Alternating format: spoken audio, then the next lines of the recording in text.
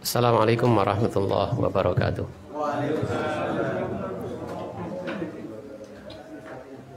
Alhamdulillahirabbil alamin wa bihi nasta'inu ala umuri dunya waddin. Asyhadu an la ilaha illallah wahdahu la syarikalah wa asyhadu anna Muhammadan abduhu wa rasuluhu la nabiyya ba'da. Ikhwani wa akhwati fillah rahimani wa rahimakumullah. Tak lupa kita panjatkan syukur alhamdulillah kita masih bisa berkumpul di tempat ini, di majelis yang mulia ini, semata-mata atas karunia Allah Subhanahu wa taala. Tidak ada keuntungan duniawi di sini. Bukan karena satu partai, bukan karena satu golongan, bukan karena akan mendapatkan apa-apa kecuali berharap mendapatkan ilmu yang bisa kita pelajari bersama. Semoga Allah Subhanahu wa taala senantiasa memudahkan kita sekalian di dalam berkumpul dalam majelis seperti ini. Ikhwani wa akhwati fillah rahimani wa rahimakumullah. Kita lanjutkan pada halaman berapa Pak Sultan? 38. Kita masuk pada martabatus tsalisah ya. Setelah kita mempelajari tentang rukun Islam, rukun iman, kemudian kita masuk pada martabat yang ketiga, yaitu al-ihsan. Ini adalah tingkatan di dalam agama. Ya, tingkatan pertama adalah Islam, kemudian iman, kemudian ihsan. Martabatus tsalisah, tingkatan yang ketiga. Al-ihsanu, ihsan itu ruknun wahidun, mempunyai satu rukun. Jadi kalau rukun Islam ada 5, rukun Islam, rukun iman ada 6, kemudian ihsan hanya satu rukun. Wahwa, dan yaitu adalah anta'budallaha ka'annaka tarahu fa illam takun tarahu fa innahu yaraka.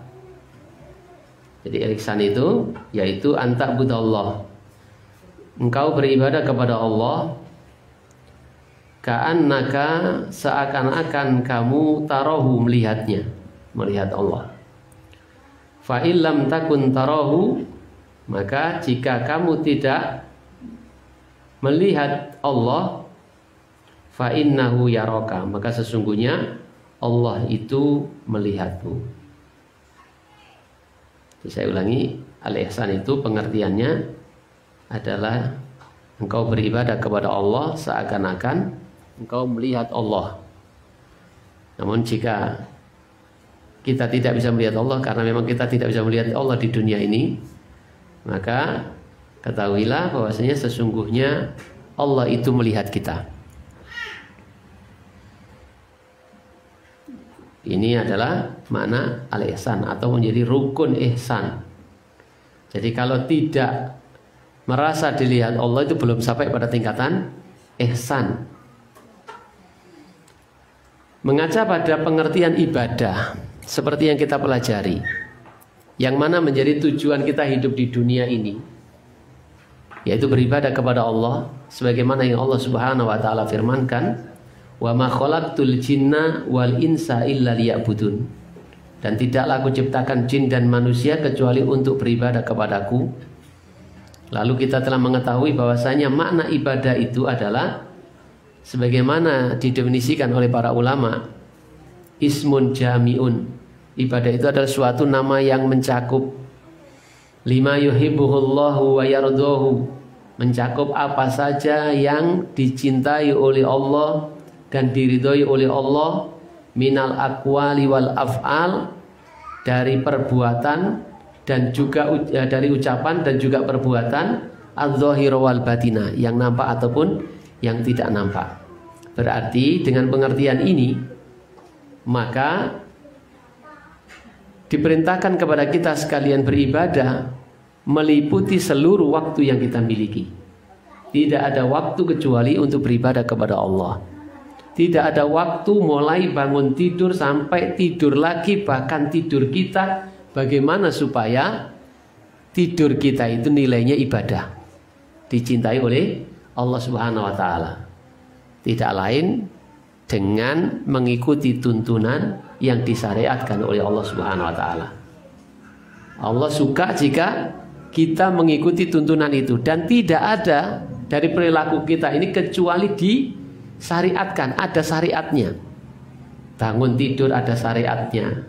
Apa yang harus kita lakukan, apa yang harus kita ucapkan. Jika kita lakukan, kita ucapkan, maka Allah suka. Dan itulah ibadah. Ya. Itu mendapatkan nilai ibadah. Maka kalau ibadah itu mencakup seluruh waktu kita, maka bagaimana setiap saat tidak ada waktu yang terlewat kita merasa diawasi oleh Allah Subhanahu wa taala. Tapi ini tingkatan yang ya nggak tahu lah, kita belum sampai kayaknya begitu. Kita hanya ingatnya ketika waktu sholat duhur, sholat asar, karena dipanggil, diingatkan. Itu saja kadang-kadang pawatan lali. Nah, rumahnya dekat masjid, dekat musola, adzan di sana, dengar adzan di sini, hayya ala sholat, mari kita sholat, hayya alal falah, mari menuju kemenangan.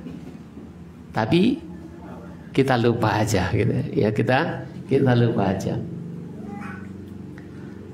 Jadi kadang-kadang 5 waktu saja kita tidak ihsan.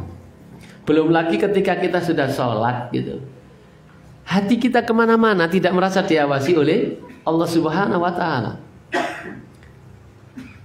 Jadi kita ketika diawasi, ada yang mengawasi, itu akan mesti terasa gitu. Kan terasa. Kalau ada yang ngawasi itu terasa. Bahkan diawasi jin aja kadang-kadang kita terasa, kadang-kadang. Nyebobo kabeh atau apa kan gitu katanya. Ono jine gitu. Jadi diawasi itu terasa. Apalagi kalau sampai bisa ngawasi begini, ada orang gitu. Salatnya dimantap-mantapkan karena ada orang. Bacaannya dibagus-baguskan karena melihat orang, tapi kita tidak bisa melihat Allah Subhanahu wa taala. Kita hanya bisa merasakan, rasakanlah. Ya rasakanlah kalau kita ini diawasi oleh Allah Subhanahu wa taala. Dalam gerakan sholat kita, dalam hati kita kemana Allah melihat kita. Bisa nggak kita seperti itu? Kadang-kadang bisa, kadang-kadang enggak. Ya ini memang perlu harus dijaga, harus dilatih, harus dibiasakan gitu. Supaya bisa ihsan. Cuma ihsan, Pak. Rukun Islam aja belum semuanya terpenuhi. Haji. Terus iso haji. Ya kalau nggak mampu ya bagaimana? Allah mewajibkan pada yang mampu. Jadi itulah pengertian ihsan yang dibawakan oleh Nabi dalam sebuah hadis Umar bin Khattab radhiyallahu anhu. Kita teruskan, wa dalilu qauluhu ta'ala, dan dalilnya adalah firman Allah taala, innallaha ma'al ladzina taqaw wal ladzina hum muhsinun. Innallaha, sesungguhnya Allah, ma'al ladzina taqaw, bersama orang-orang yang bertakwa, walladzina hum muhsinun, dan bersama orang-orang yang mereka muhsinun, orang yang ihsan, orang yang berbuat baik, orang yang ihsan dalam arti merasa diawasi oleh Allah Subhanahu wa taala. Merasa tidak bisa melihat Allah ya, merasa diawasi oleh Allah, dilihat oleh Allah. Innallaha ma'al ladzina taqaw, sesungguhnya Allah Subhanahu wa taala bersama orang-orang yang bertakwa. Orang-orang yang bertakwa adalah orang-orang yang menjalankan perintah Allah dan menjauhi larangannya. Padahal perintah dan larangan Allah senantiasa dalam setiap waktu kita. Maka di mana saja kita diperintahkan untuk bertakwa. Ittaqillaha haitsuma kunta wa atbi sayyi'atal hasanata tamhuha wa khaliqin nasa bi khuluqin hasanin. Ittaqillaha, bertakwalah kepada Allah. Haitsuma kunta, di mana saja kamu berada. Jadi perintah takwa atau nasihat takwa adalah nasihat yang sangat mencakup, yang sangat meliputi segala sesuatu. Ketika diperintahkan ittaqillah haitsuma kunta, bertakwalah kepada Allah di mana saja kamu berada, maka di mana saja kita berada, kita ingat kepada Allah, kita merasa diawasi oleh Allah, kita berusaha menjalankan perintahnya dan menjauhi larangannya. Di pasar kita bertakwa kepada Allah. Bagaimana? Bertakwa di pasar, ya, sebagai pedagang. Mungkin di pasar sebagai pedagang kita akan jujur dalam berdagang. Kita tidak akan menipu, kita tidak akan mengurangi timbangan, mengurangi meteran dan sebagainya, karena perkara-perkara tersebut dilarang oleh Allah Subhanahu wa taala. Kita ingat itu, kita merasa diawasi oleh Allah akan hal itu. Dan ketika kita meninggalkan larangan, Allah suka, maka itu nilainya ibadah. Walaupun tidak melakukan sesuatu, kita mendapatkan nilai ibadah. Karena kita meninggalkan sesuatu karena Allah Subhanahu wa taala. Bukan karena orang lain, bukan karena Pak Polisi dan sebagainya. Jadi takwa dijelaskan oleh para ulama adalah menjalankan perintah Allah dan menjauhi larangannya. Dan tidak mungkin kita bisa sempurna di dalam bertakwa jika kita tidak belajar. Ya. Bagaimana kita akan mengetahui ini larangan Allah, ini perintah Allah kalau kita tidak belajar? Makanya kita bersyukur kepada Allah Subhanahu wa taala bisa terus belajar meskipun sudah pada tua, rambutnya sudah pada memutih gitu. Ada juga yang sudah punya cucu. Durung ngono ya. Aku dewe berarti. Ada ya? Oh iya Mas Angga ya. Mertuanya Mas Angga ya. Iya. Tak kira aku dewe Mas. Ya, kita lanjutkan. Wa qauluhu, dan dalil yang kedua dibawakan oleh mu'alif, oleh penulis, wa tawakkal 'alal azizir rahim. Dan tawakalah, wa tawakal dan bertawakal 'alal azizir rahim. Pada zat yang maha perkasa lagi maha penyayang. Alladzi yaraka hina taqumu. Yang Allah Al-Aziz Ar-Rahim ini yaraka, melihatmu, hina taqumu, ketika kamu berdiri dalam sholat, wa taqallubaka fis sajidin, dan berbolak-balik gerakan tubuhmu atau hatimu di dalam atau di bersama orang-orang yang sujud. Wa taqallubaka fis sajidin, dan berbolak-balik gerakan tubuhmu di dalam orang-orang yang bersujud. Innahu huwas samiul alim, sesungguhnya dia zat yang maha sami, maha mendengar, al-alim, lagi mengetahui. Allah mendengar gerakan tubuhmu, Allah mendengar apa yang kau ucapkan, baik yang keras maupun yang lirih. Allah pun mengetahui apa yang tersembunyi dalam hati kita. Di sini, ikhwani wa akhwati fillah rahimani wa rahimakumullah, ada perintah untuk bertakwa, bertawakal, berserah diri kepada Allah Subhanahu wa taala. Artinya bergantung hanya kepada Allah setelah berusaha. Tawakal itu tidak meniadakan usaha, karena dalam banyak riwayat termasuk yang disebutkan Rasulullah SAW, bertawakallah kamu seperti bertawakalnya burung. Ya, bertawakalnya burung. Bagaimana burung itu? Dia pagi-pagi pergi meninggalkan sarangnya, sore hari dia balik dalam keadaan kenyang, bahkan bisa membawa makanan untuk anaknya di sarangnya. Jadi tawakal, kalau kita bertawakal seperti burung, burung itu tidak diam di sarangnya. Dengan alasan tawakal kepada Allah, lalu dia diam aja di sana. Seharian, 2 harian, 3 harian. Tapi burung itu meninggalkan sarangnya. Walaupun dia tidak seperti kita. Ya, kalau kita mungkin bisa lebih detail hitung-hitungan gitu. Usaha apa ini, apa beli di sini, nanti dijual di sana, katakanlah berdagang. Atau kalau miang gitu, oh ini anginnya ke sini berarti ikannya kurang lebih mungkin di sini gitu. Pakai jaring ini nanti ini dan sebagainya. Burung tawakal kepada Allah Subhanahu wa taala. Dicukupi rezekinya oleh Allah Subhanahu wa taala, apalagi kita yang diberikan akal untuk berpikir yang demikian itu, mencari celah-celah untuk mendapatkan rezeki. Sore hari upek-upek pantai Kotang oleh kerang, ya, bisa dijual, gitu. Ya, bisa disodakokan juga. Gitu. Mana burung berpikir seperti itu? Enggak. Yang penting dia usaha, tinggalkan sarangnya, berusaha cari di mana saja. Itulah tawakal, berusaha, bukan kemudian tawakal itu kemudian orang usaha gitu, tidak usaha apa-apa. Jadi Rasulullah menggambarkan bertawakal kamu seperti burung. Burung itu usaha, maka usaha. Adapun hasil serahkan kepada Allah Subhanahu Wa Taala. Bagaimana usaha kita berusaha maksimal, hasilnya serahkan kepada Allah Subhanahu Wa Taala. Fa idza azamta fatawakkal 'ala Allah.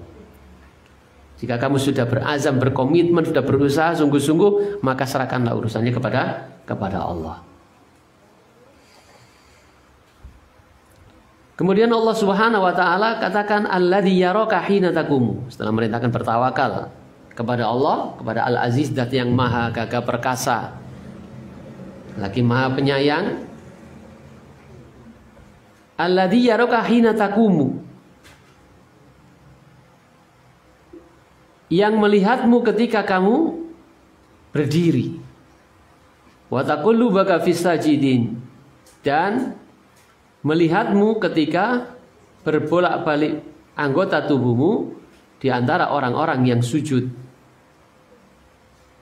Innahu wasami'ul alim, dia zat yang maha mengetahui, maha mendengar lagi, maha mengetahui. Di sini Allah Subhanahu wa taala juga menjelaskan bahwasanya Allah itu melihat kepada kita sekalian. Harus kita menyadari bahwasanya kita itu dilihat oleh Allah Subhanahu wa taala. Orang yang bertawakal itu diawasi oleh Allah Subhanahu wa taala, merasa diawasi oleh Allah Subhanahu wa taala.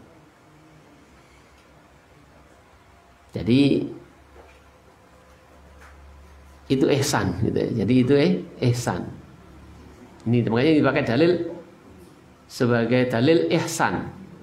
Merasa dilihat oleh Allah Subhanahu wa taala. Ketika kita berdiri, kita merasa Allah melihat kita. Ketika kita sujud, Allah pun melihat kita. Karena dia zat yang maha mendengar lagi maha mengetahui. Kemudian dalil yang ketiga yang dibawakan oleh mu'alif, wa ma takunu fi sya'nin wa ma tatlu minhu min Qur'anin wa la ta'maluna min amalin illa kunna 'alaikum syuhuda ittufiduna fi. Wa ma takunu fi sya'nin, dan tidaklah kamu ada dalam suatu keadaan. Wa ma tatlu minhu min Qur'anin, dan tidaklah tatlu kamu membaca minhu darinya, minan Qur'anin dari Al-Qur'an. Wa la ta'maluna min amalin, dan tidak pula kamu mengerjakan suatu amalan illa kunna 'alaikum syuhuda, kecuali kami menjadi saksi atas kalian. Kami Allah Subhanahu wa taala alaikum atas kalian syuhudan, menyaksikan. Itu fiduna fihi, ketika kalian melakukan itu. Jadi Allah Subhanahu wa taala mengetahui dalam keadaan apapun kita, Allah mengetahui. Kita tidak melakukan sesuatu, Allah mengetahui. Ketika kita melakukan sesuatu, Allah mengetahui. Orang yang ihsan merasa diawasi dalam semua keadaan. Ketika dia membaca Al-Quran sedikit atau membaca Al-Quran banyak, Allah mengetahui, Allah melihat. Orang yang ihsan merasa dilihat, betul-betul dilihat oleh Allah Subhanahu wa taala. Allah mengetahui kalian membaca sedikit dari ayat Al-Quran atau banyak dari Al-Quran.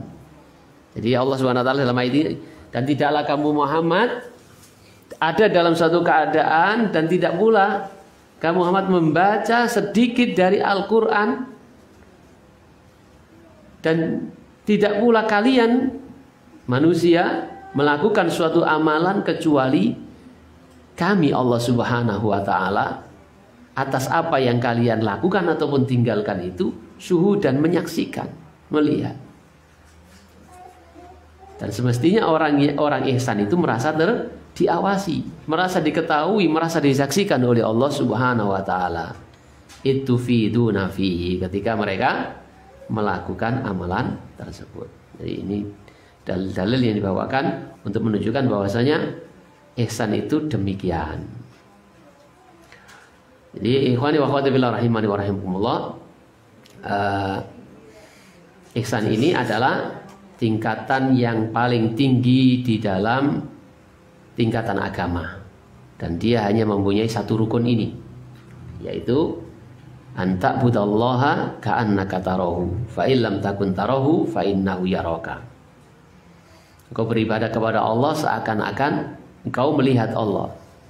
Namun karena tidak bisa melihat Allah, maka ketahuilah sesungguhnya Allah itu melihatmu. Jadi merasa diawasi oleh Allah Subhanahu wa taala. Betul-betul terasakan dalam diri kita orang-orang yang ihsan. Tapi kalau disebut secara umum, ihsan itu ya mencakup iman, ya mencakup Islam. Demikian pula ketika disebut iman, maka mencakup ya Islam, ya ihsan. Demikian pula ketika disebut Islam juga mencakup iman, orang Islam ya orang yang beriman, ya orang yang ihsan. Tapi ketika disebut bersamaan maka mempunyai pengertian yang berbeda-beda. Sebagaimana riwayat Umar bin Khattab ketika malaikat Jibril bertanya kepada Nabi Shallallahu Alaihi Wasallam tentang Islam, tentang iman dan tentang ihsan. Rasulullah memberikan penjelasan pengertian yang berbeda-beda. Kemudian ikhwani wa akhwati fillah rahimani wa rahimakumullah. Ibadah itu ada dua. Di sini tulisan ibadah itu ada dua bentuknya. Ada ibadatul musyahadah, ada ibadatul muraqabah. Jadi ibadah yang terkait hati dalam beribadah itu ada dua modelnya. Dorongan orang beribadah itu ada dua dorongan ini. Ada dua alasan ini. Makanya ada ibadah yang diistilahkan ibadatul musyahadah dan juga ibadatul muraqabah. Apa itu ibadah al-musyahadah? Yaitu ibadah karena cinta, karena dorongan cinta, karena dorongan kerinduan yang sangat. Ada dorongan penuh harapan gitu, terhadap apa yang ada di sisi Allah Subhanahu wa taala. Jadi ada dorongan cinta, dorongan takut, dorongan rindu kepada apa yang ada di sisi Allah Subhanahu wa taala. Itu disebutkan dengan ibadatul musyahadah. Misalnya atau contohnya adalah ibadah para nabi dan juga para rasul, dan mungkin juga ibadah orang-orang yang mencapai tingkatan ini. Mencapai tingkatan ini.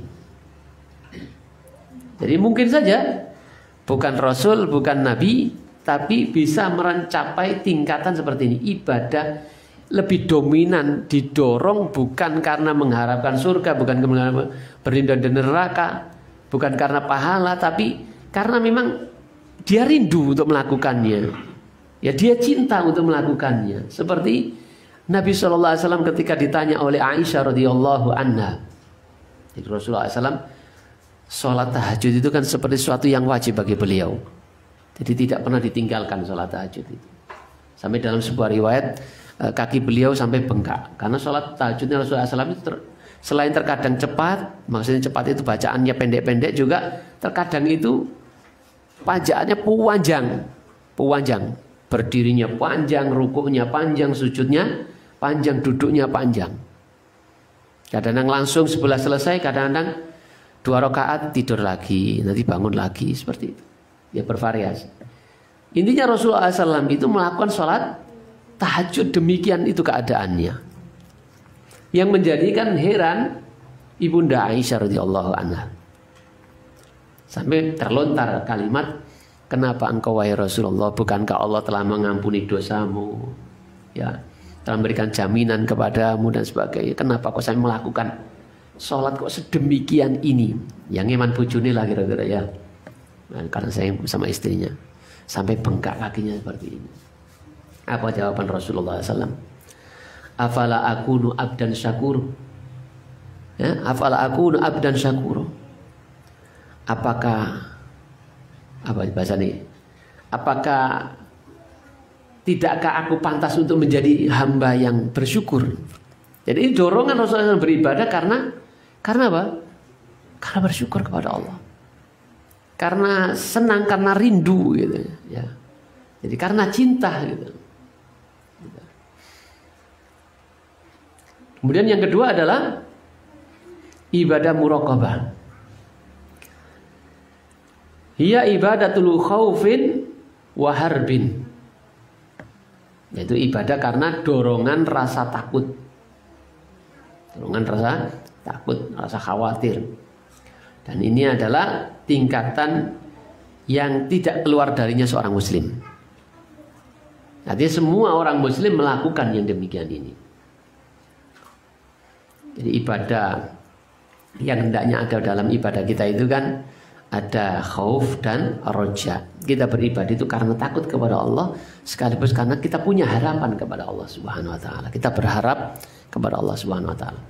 Nah, tingkatan ibadah ini umum dilakukan oleh kita kaum muslimin dalam rangka mendekatkan diri kepada Allah Subhanahu wa taala karena dorongan takut dan sebagainya. Akhwani wa akhwati fillah rahimani wa rahimakumullah.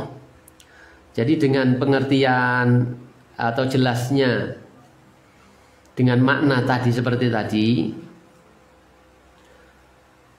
bahwasanya orang-orang yang beribadah karena cinta kepada Allah itu bukan berarti ibadah karena ingin mendapatkan pahala, ingin mendapatkan surga, ingin terhindar dari neraka. Itu suatu yang salah. Itu suatu yang salah. Ya kalau kita dorongan kita ibadah karena cinta kepada Allah, karena rindu, karena senang kepada, ya itu luar biasa. Sehingga tidak ada beban kan, tidak ada beban. Tapi bukan berarti karena selainnya, karena takut kepada Allah itu suatu yang salah. Karena ada yang mengatakan kalau ibadahmu itu karena takut nerakanya Allah, maka kamu syirik. Iya, pernah dengar begitu? Kalau kamu beribadah karena surganya Allah, maka kamu syirik ya? Yang itu syirik ya? Yang mana kuali? Lali aku. Kalau beribadah karena ingin mendapatkan surganya Allah, maka itu syirik ya? Yang mana? Kalau ibadah karena takut nerakanya Allah itu apa? Biasanya sama sering mau tahu singgur.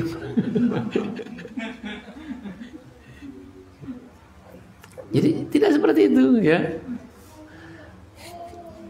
Jadi mengharapkan pahala dari Allah tidak suatu yang salah, karena Rasulullah SAW juga mengatakan seperti itu. Di antaranya man soma atau man qoma ramadhana imanan wa ihtisaban ghufira lahu ma taqaddama min dhanbi. Mengharapkan diampuni oleh Allah Subhanahu wa taala. Barang siapa yang melakukan puasa di bulan Ramadan atau sholat malam di bulan Ramadan karena iman dan mengharapkan pahala dari Allah, mengharapkan pahala dari Allah, bukan sesuatu yang salah. Cuma orang beribadah sesuai dengan tingkatan keimanannya tentu berbeda-beda dorongannya. Kalau dorongannya Nabi, dorongannya Rasul, itu bukan lagi yang aneh-aneh, tapi karena memang rindu untuk beribadah gitu. Ya karena memang dia senang untuk melakukan itu. Ya karena senang. Jadi sekali lagi bukan sesuatu yang salah. Ini hanya menunjukkan tingkatan kekuatan dorongan gitu, yang mendorong seorang hamba untuk melakukan ibadah. Yaitu kecintaan kepada Allah Subhanahu wa taala seperti Rasulullah misalnya tadi kita katakan tadi ya, afala akuna abdan syakura. Karena kerinduan, karena cinta dan sebagainya. Ikhwani wa akhwati fillah rahimani wa rahimakumullah. Kemudian kita lanjutkan. Wa dalilu dari dalil hadis Nabi, wa dalilu minas sunnati, dan dalil dari sunnah tadi dalil dari Al-Qur'an. Hadis Jibril al-masyhuru an Umar radhiyallahu an. Dalil dari hadis Nabi, dari sunnah Nabi, yaitu hadis Jibril yang masyhur itu, yang terkenal, dari sahabat yang mulia yaitu Umar bin Khattab radhiyallahu an. Qala, ia berkata, bainama nahnu inda Rasulillah sallallahu alaihi wasallam. Saat atau di mana kami berada di sisi Rasulullah SAW. Suatu ketika kami berada di sisi Rasulullah SAW. Zata yaumin, pada suatu hari, ittala alaina rajulun syadidun bayad. Ittala, tiba-tiba muncul, alaina, kepada kami, rajulun, seorang laki-laki, syadidu bayadis, Sadidu bayadi syab, sangat putih siap pakaiannya. Siap pakaian. Sadidun sangat bayat putih asyab pakaian. Jadi tiba-tiba muncul seorang laki-laki yang sangat putih pakaiannya. Sadidu syawadi syar, sangat hitam rambutnya. La yura alaihi asarus safar, tidak diketahui, tidak nampak alaihi atas dirinya asarus safar, bekas bepergian, jejak petualang. Ya ngono ya. Asarus safar, jejak petualang. Dan isi bolangnya. Jadi tidak nampak padanya bekas-bekas orang yang lagi safar. Ya kalau safarnya di kita mungkin nggak begitu ketara. Paling ya letih kelihatan letihnya itu sudah banyak lama. Karena safarnya kita, bepergian kita itu naik mobil pakai AC. Tapi di zaman Nabi waktu itu orang bepergian itu ya kalau nggak naik onta ya naik kuda. Dan perjalanannya bukan lewat tol, tapi di jalan yang berdebu, padang pasir. Maka nampak sekali orang yang sedang dalam perjalanan safar itu nampak rambutnya acak-acakan karena tertiup angin, wis gak rapi lagi. Berdebu, pakaiannya lusuh gitu kan, berdebu. Jadi nampak sekali bekas-bekas perjalanan itu. Makanya Umar menceritakan datang seorang laki-laki yang pakaiannya putih, putih banget gitu. Putih banget, rambutnya juga hitam banget, nggak campur kemerah-merahan kepanasan dalam perjalanan. Demikian pula tidak nampak padanya tanda-tanda dia sedang safar. Wala ya'rifuhu minna ahadun. Wala ya'rifuhu, dan tidak mengenalinya minna dari kami ahadun, seorang pun. Salah satu dari kita ini nggak ada yang kenal. Tidak nampak orang jauh, ya, karena dari pakaiannya bersih, rambutnya juga ini. Tapi tidak ada di antara kami para sahabat itu yang kenal sama dia. Hatta jalasa ilan Nabi SAW, sampai jalasa dia duduk di hadapan Nabi SAW. Fas nadaru rukbataihi ila rukbataihi, lalu menempelkan lututnya dengan lututnya Nabi SAW. Wa wada'a kaffaihi ala fahidaihi, dan meletakkan kedua telapak tangannya di atas lututnya Nabi. Apa? Di atas kakinya Nabi. Lutut apa? Pahanya Nabi. Waqala, dan dia bertanya, ya Muhammad, wahai Muhammad, ahbirni anil Islam. Wahai Muhammad, ahbirni, habarkanlah kepadaku, anil Islami, tentang Islam. Faqala Rasulullah sallallahu alaihi wasallam. Lalu Rasulullah sallallahu alaihi wasallam menjawab, al-Islamu, Islam itu antasyhada an la ilaha illallah wa anna Muhammad Rasulullah. Islam itu engkau bersaksi bahwasanya tidak ada sesembahan yang hak disembah kecuali Allah, kecuali hanya Allah. Wa anna Muhammad Rasulullah, dan bahwasanya Muhammad itu adalah utusan Allah. Wa tuqimas salat, dan mendirikan salat, menegakkan salat. Wa tu'tiyaz zakat, dan mengeluarkan zakat. Wa tasuma ramadhana, dan berpuasa di bulan Ramadan.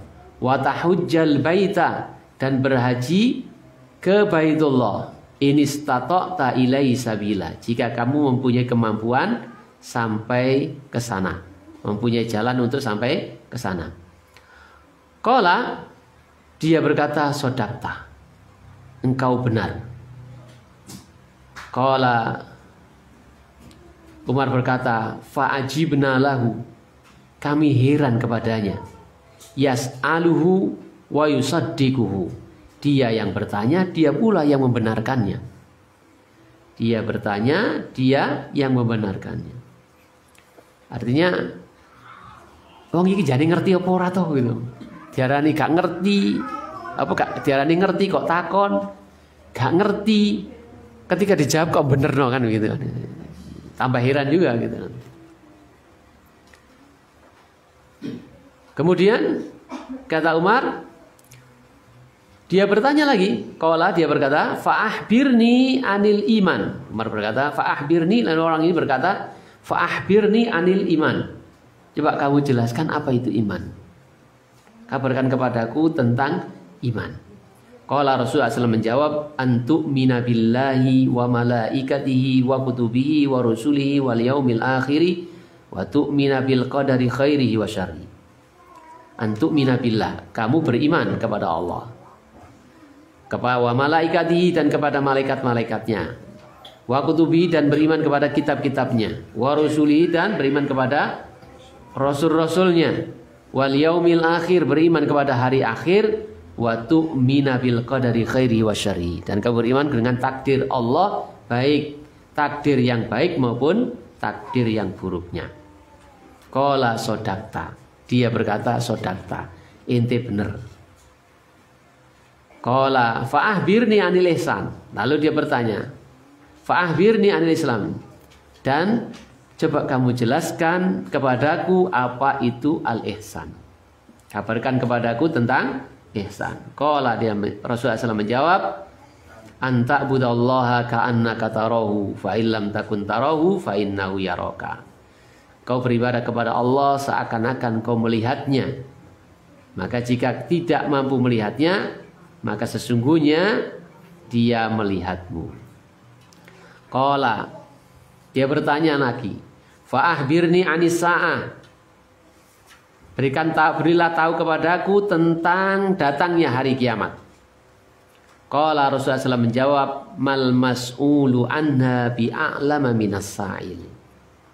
Orang yang ditanya tentang itu tidak lebih mengetahui dari orang yang bertanya. Artinya sama-sama gak ngerti. Ya sama-sama gak ngerti. Rahasia ilahi. Qala fa'ahbirni an amaratiha. Orang tadi bertanya lagi, kabarkanlah kepadaku tentang tanda-tandanya. Tanda-tanda hari kiamat. Qala antalidal amatu rabbataha. Seorang budak melahirkan anak tuannya. Wa antarul khufatal uratal alata ri'a asyai yatatawwaluna fil bunyan. Oh, engkau melihat orang yang apa? Orang yang telanjang dada, orang yang tidak berpakaian, tidak beralas kaki ya. Ini orang-orang yang miskin, yatatawwaluna fil bunyan. Berlomba-lomba membangun bangunan. Mungkin karena ini dikaitkan dengan akhir zaman. Gitu, akhir zaman. Orang-orang yang nggak punya berlomba-lomba. Ya.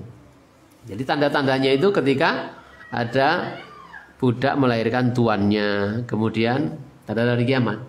Kemudian para pengembala, orang-orang yang miskin, orang-orang yang nggak berpakaian, telanjang kaki dan sebagainya, itu berlomba-lomba membangun suatu bangunan. Oh, tandanya sudah kelihatan itu di Mekah itu, bangunannya tinggi-tinggi. Gitu. Ada gambar tanduk setannya juga. Gitu. Terusnya. Ya. Qala, lalu Umar berkata, famado, falabithna maliyan. Faqala ya Umar. Jadi kemudian orang tadi kemudian pergi. Lalu Nabi berkata kepada Umar, ya Umar, wahai Umar, atadri manisail. Tahukah kamu siapa yang bertanya tadi? Qultu, aku menjawab, Allah wa rasuluhu a'lam. Allah dan Rasulnya yang mengetahui. Qala, Rasulullah menjawab, fa innahu Jibril. Maka sesungguhnya dia itu adalah Jibril. Atakum yu'allimukum amara dinikum. Dia datang kepada kalian, mengajarkan kepada kalian urusan agama kalian.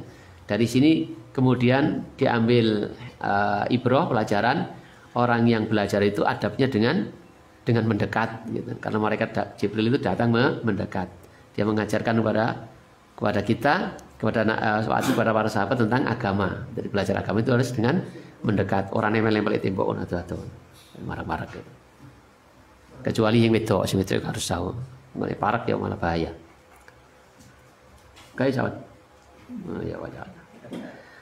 Jadi inilah hadis Umar yang panjang yang terkenal yang disebut dengan hadis Jibril, yang menunjukkan kepada kita atau dibawakan dalil ini tentang iman, tentang Islam, tentang iman, tentang ihsan.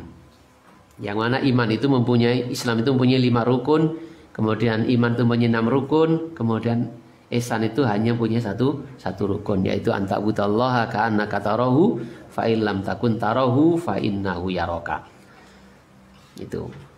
Kemudian di antara yang disebutkan tadi dalam hadis ini, kita juga mengambil pelajaran selain dari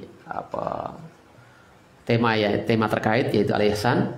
Kita juga mengambil pelajaran tentang bahwasanya Rasulullah SAW itu tidak mengetahui perkara yang gaib kecuali apa yang beliau dapatkan dari wahyu atau yang Allah nampakkan kegaibannya itu dari para nabi yang diridhoi. Ya.